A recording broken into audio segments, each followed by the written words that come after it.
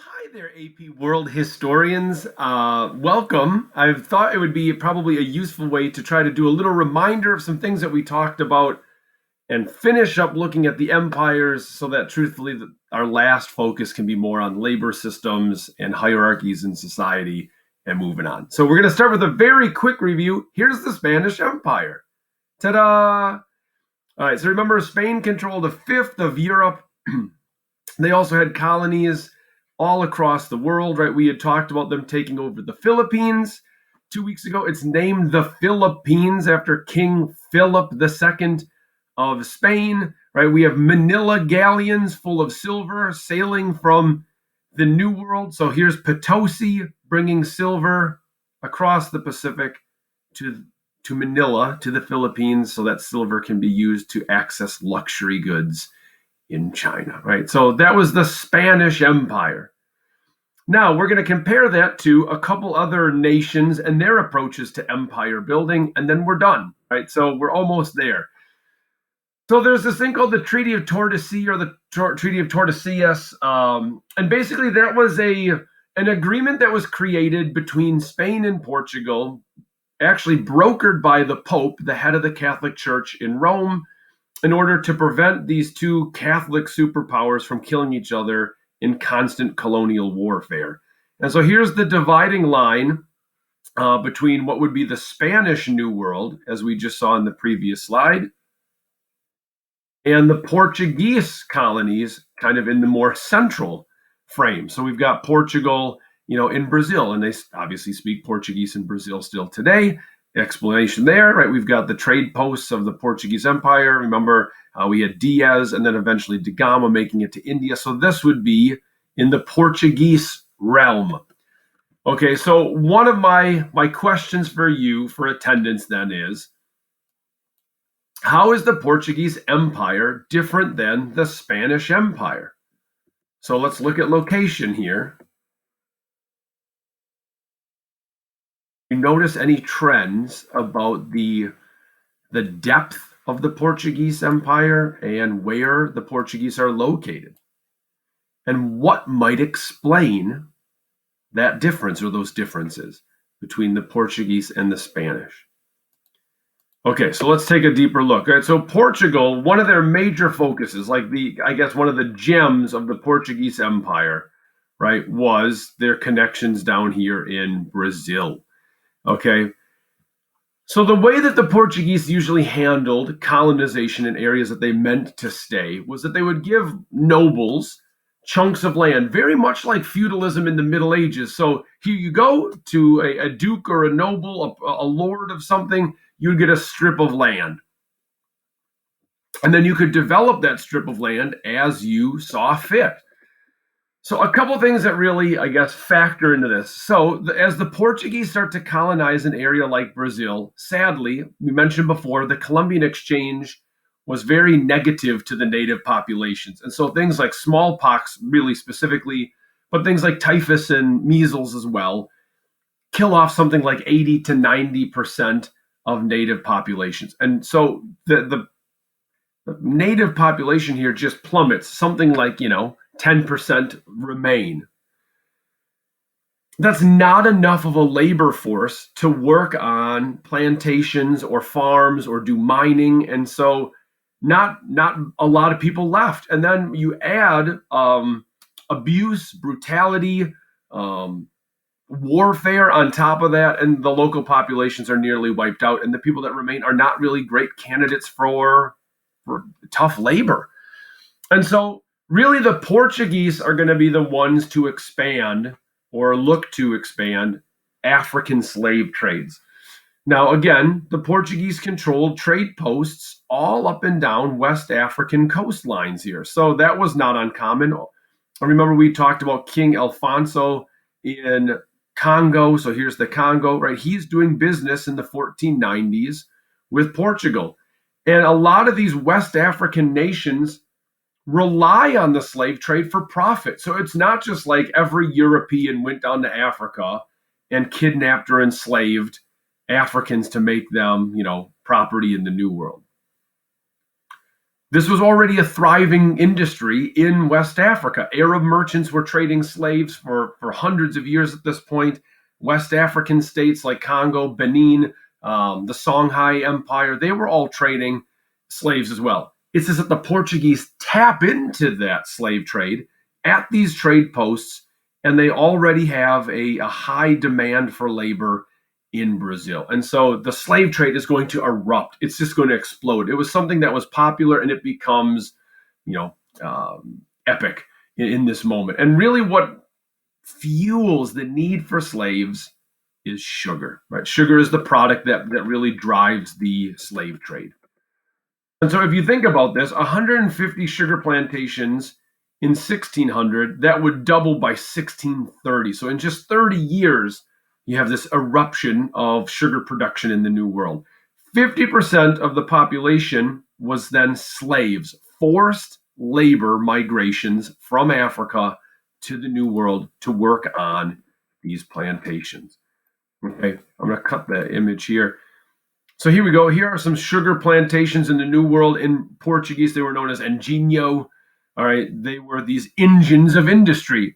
Sugar is one of the nastiest agricultural products to grow. It's an absolute hell to grow, cultivate, collect, and process sugar. And so it was certainly going to be a job meant for Amerindians or slaves to do. White Europeans were not going to want to toil in sugar production. All right, and it also takes away profitability. All right, now let's switch and look at a couple other locations or empires, and then we're done. So here's the Dutch Empire. Okay, so again, look at the Dutch. Oh, this is right here. This is Brazil. Right, so we've got the Dutch also infringing or encroaching on those territories. Some you'll notice in the Caribbean and the top of South America. This would be New Amsterdam, eventually New York. Right, and again, notice on the coast of Africa and into India, Indonesia, the Spice Islands. So my other question for discussion then is, whose empire are the Dutch more similar to? Do the Dutch seem more like the Spanish, or do they seem more like the Portuguese? And so my question then is, why are they similar? How are they similar? And then what are the reasons for that similarity? What might explain why the Dutch are so similar to them? Now, I threw a dodo bird on here because one of the things that is important to note, in the book we've already talked about this, but I want to really remind you how important this point is.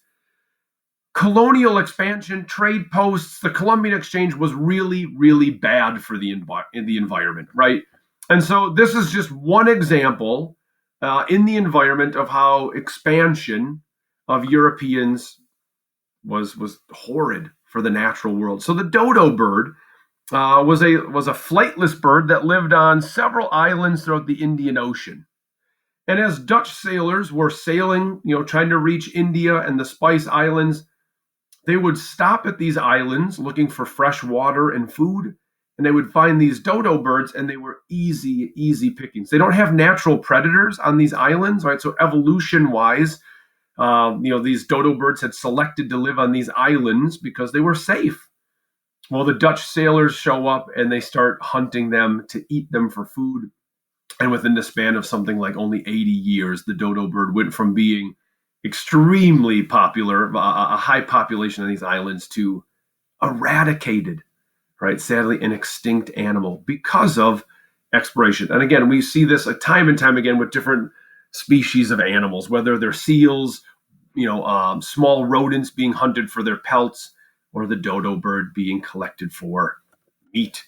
All right, so there's Dutch colonization, and so you can see the trade routes, or their systems, their lines of communication, taking them into the Indian Ocean. And look out, dodo birds.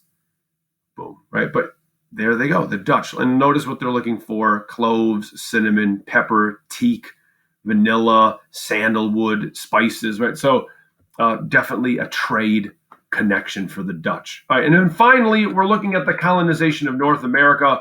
What was going on where we live? What's happening in our neighborhood? And as you can see on the map, we are part of New France.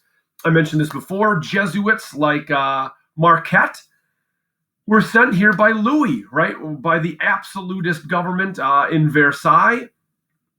and were sending fur trappers to hunt, collect pelts, and convert the native populations. Down here in New Spain, St. Augustine was the first permanent colony or city of the New World, right? So we've got St. Augustine down here. And you can notice, right, the French arrive in Nova Scotia just off the map up here in 1604. England arrives at Jamestown, 1607. Now think about it, Jamestown, King James I of England, right? Louisiana, Louis, King Louis. Right, these are not surprises. The Philippines, King Philip. Right, so not accidental. And then I mentioned before, New Amsterdam, 1623. New Amsterdam is modern day New York, right? And so they came here looking to expand their realms. Now, a couple things that make North America slightly different, and then we're done. North America was not as profitable. Let's just be honest.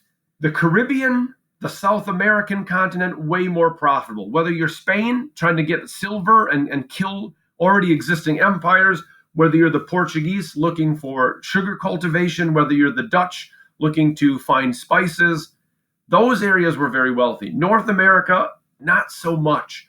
Fur was the big one, as I mentioned, in New Spain, in New France, lots of fur trapping. And basically the French tried to find the headwaters of rivers, right? So the French were interested in Green Bay because they wanted to find like the Fox River, the Wisconsin River, the headwaters of the Mississippi. Because if you claim the headwaters of a river, the whole river belongs to your country based on international law. So France was finding rivers, claiming those waterways, and then hunting out the furs. Further south in the continent, we have cotton and tobacco productions. Those would be considered cash crops. And really, that would be more like the English cultivating cotton and tobacco on the East Coast in places like North Carolina and Virginia. Okay. Their interactions with the natives, with the indigenous populations, was somewhat different than what happened with the Spanish and the Portuguese down in South America, for example. In North America, there were many more nomadic tribes, not such big centralized empires, or they were more hunter-gatherer, where they would be like kind of like have a summer and a wintering location, and so they were much more transitory. And that meant that the Europeans were actually more willing to coexist with the native populations. We don't see quite the same level of conversion of native populations like we saw with the Spanish. The Spanish were demanding that natives convert to Catholicism. The Dutch and the British really didn't care much about forced conversion. They just wanted to trade and set up their cash crop plantations. Now, instead of a heavy reliance on slave labor, European countries like England, the British, for example, heavily relied on something called indentured servitude.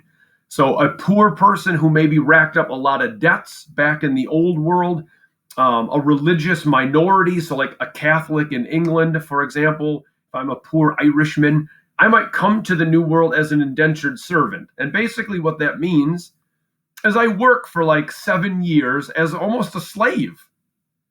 But then eventually I earn my freedom and I become a citizen, a freed man, and I can own property. Eventually, the indentured servant system just cannot keep up with the demand for labor, right? And so these plantations are owned by wealthy investors, oftentimes run as a joint stock company, right? So they lump their money in, they buy a bunch of land, and then they cultivate tobacco, and they're looking to make a big profit selling tobacco in Europe. To maintain profit, slave labor does become increasingly more common in North America, especially in the South, the deep South. We have a plantation system that develops, certainly in the Caribbean as well. And so by 1700, indentured servitude is dying out, and slave labor then instead is making up as much as a quarter of the entire population of those southern colonies. All right, guys, I hope that kind of helps explain what was going on with the Spanish, Portuguese, Dutch, and the British and French up here in North America. All right, talk to you later.